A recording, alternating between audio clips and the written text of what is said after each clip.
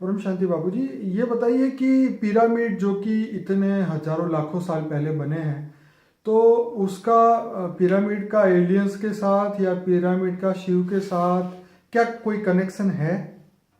जरूर है। पिरामिड जो लाखों सालों से नहीं, जब से धरती बनी है तब से पिरामिड बने थे, मगर अभी कुछ बचे हैं। बहुत है, सारी दुनिया में पिरामिड है। पहले तो पिरामिड का मतलब क्या है? पिरामिड के अंदर जो ट्रायंगल बनाते हैं, उसमें जो ऊपर की जो टोच बनती है, उसके अंदर एनर्जी, आकाश तत्वों में से एनर्जी नीचे आती है पिरामिड के अंदर। जैसे अभी एक टीवी में बताया था कि एक रशियन साइंटिस्ट ने एक पिरामिड बनाया, उसका तत्व, उसका फाइबर का, फाइबर का पिरामिड बनाया। उसने अंदर मेडिसिन रखी। वो फाइबर के मेडिसिन 30 दिन रखी, 28 दिन का एक चंद्र का समय पूरा होता है ना, उसको चंद्र का, वो धरती पर घूमने का समय 28 दिन है चंद्र का। चंद्र को मन की गति का बोलते हैं। तो 28 दिन पिरामिड में वो दवाइयां रखने से वो दवाइयां की एनर्जी 1000 टाइम्स मोर बढ़ गई। कितनी? 1000 गुना बढ़ गई वो एनर्जी। कितने? 28 दिन रखने से। इसका कारण? इसका कारण पिरामिड जो अंतरिक्ष में से जो एनर्जी है वो रिसीव करके पिरामिड के अंदर को एनर्जी को देता है। इसलिए जो एलियंस आए, एलियंस धरती पर मनुष्य बन गए। क्या बन गए? मनुष्य। अब मनुष्यों को वापस अपने अंतरिक्ष में जाना है, अपने जहां से आए वापस जाना है, अपने प्लानेट पे जाना है, या सोलर सिस्टम में जाना है, या गैलेक्सी में जाना है। तो वापस जाने के लिए मनुष्य के पास आत्मा, मनुष्य की आत्मा के पास शक्ति नहीं थी। इसलिए उन्होंने बड़े बड़े पिरामिड बनाए, और पिरामिड के अंदर वो अपनी डेड बॉडी, मम्मी को रख देते थे। तो अपनी डेड बॉडी को रखने से वो आत्मा के अंदर अरबों खरबों गुनी शक्ति आती थी, और वो एनर्जी के कारण वो आत्मा वापस स्टार में, अपने स्टार में चली जाती थी। इसलिए पिरामिड बनाए थे। इसलिए एलियंस जब मनुष्य बन जाते हैं तो वापस, जब जितने एलियंस किसको कहते हैं, जितने भी बड़े बड़े धरती पर अवतार हुए, तो इसका शिव से कोई कनेक्शन? शिव से तो अभी आज देखा जाए तो शिव से कनेक्शन है या नहीं भी। उन लोगों का कोई कनेक्शन था शिव से, भले वो अलग नाम देते हों कोई अपने देवी देवता के, लेकिन रियलिटी में क्या उनका शिव से ही कनेक्शन होता था आज से कितने दसों हजार साल पहले? जैसे ये कह देते हैं कि जब हमारा शिव का अवतार कैलाश में जो हुआ, शंकर को भी ये लोग एलियंस कह देते हैं, विष्णु को भी एलियंस कह देते हैं। तो एलियंस का मतलब क्या है? शिव तो एक ब्रह्मांड का मालिक है, वो तो भारत के शास्त्रों में लिखा है।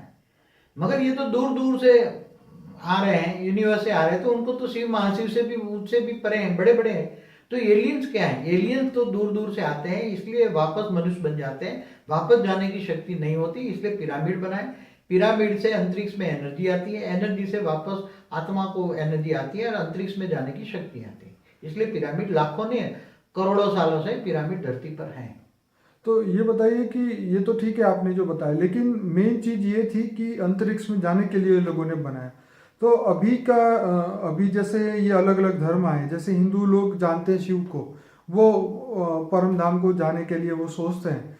तो बाकी जो धर्म वाले लोग हैं वो तो शिव को नहीं मानते या नहीं जानते, तो उन आत्माओं का क्या शिव से कोई कनेक्शन नहीं है?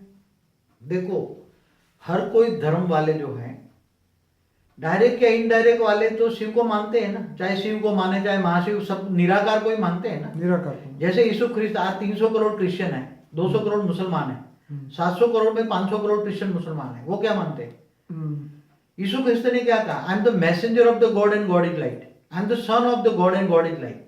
गॉड लाइट माना निराकार, समझ में? ऐसे यीशु, इस मोहम्मद ने भी क्या कहा, मुसलमान ने भी क्या कहा, मुसलमान धर्म के जितने भी मैसेंजर आए, पैगंबर आए, जितने भी आए, उन्होंने क्या कहा? उन्होंने नूर को पावर बताया। नूर, सारे जहां का नूर, जहां माना दुनिया, सारे जहां का नूर कौन है?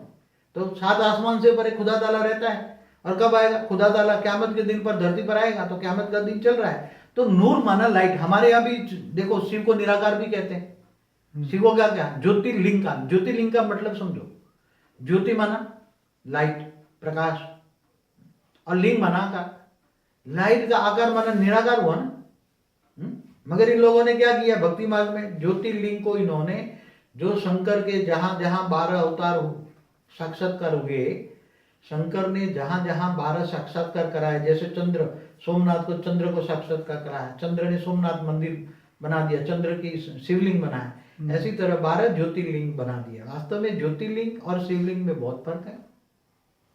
शिवलिंग शिव भी निराकार है, और ज्योतिर्लिंग माना ये ज्योति का लिंग माना शिव भी निराकार है, महाशिव भी निराकार है, परम महाशिव भी निराकार। किसको निराकार कहोगे? आत्मा भी निराकार है। अगर आत्मा परमधाम में चली गई तो वो भी निराकार है। परमधाम में रहने वाली आत्मा भी निराकार है। और फरिश्ता होगी दुनिया, सूक्ष्म जगत की दुनिया है, मनुष्य 5 तत्वों में। तो किसको तुम भगवान किसको कहोगे? डायरेक्ट या इनडायरेक्ट तो सब निराकार को मानते। पर ब्रह्म परमेश्वर क्या है? ब्रह्म माना लाइट। पूर्ण ब्रह्म किसको कहेंगे? अपूर्ण ब्रह्म, पूर्ण ब्रह्म शिव को भी कह देते हैं। महाशिव भी लाइट है। जहां तक पूरा लाइट है उसको पूर्ण ब्रह्म कहेंगे। मतलब पूरी दुनिया की आत्माओं का कनेक्शन कहीं ना कहीं इनसे ही है। भले वो नाम बदल ले, लेकिन है तो उस पावर से ही, उस शक्ति से। जैसे शिव की रचना है तो शिव तक जाएगी, महाशिव की रचना है तो महाशिव, मगर है तो निराकार से ही ना। निकला सब किससे? जैसे साइंस वाले क्या मानते हैं, सब कुछ लाइट से ही निकला है। तत्व कहां से, पदार्थ कहां से बने? लाइट से। और अंत में लाइट से निकला है और लाइट में सब कुछ समा जाएगा। व्यक्त और अव्यक्त। अव्यक्त अलग चीज है। अव्यक्त माना अव्यक्त माना फरिश्ता स्वरूप। अव्यक्त को परम लाइट नहीं कहेंगे। अव्यक्त माना फरिश्ता स्वरूप, परम तत्व। व्यक्त माना 5 तत्व, अव्यक्त माना परम तत्व। परम लाइट अलग है। परम लाइट को डिवाइन लाइट कहेंगे। वो निराकार को ही निराकार पूर्ण ब्रह्म परमेश्वर, चाहे शिव को, महाशिव को, परम महाशिव को, वो उसको पूर्ण ब्रह्म को ही डिवाइन लाइट कहेंगे। वही परम प्रकाश है।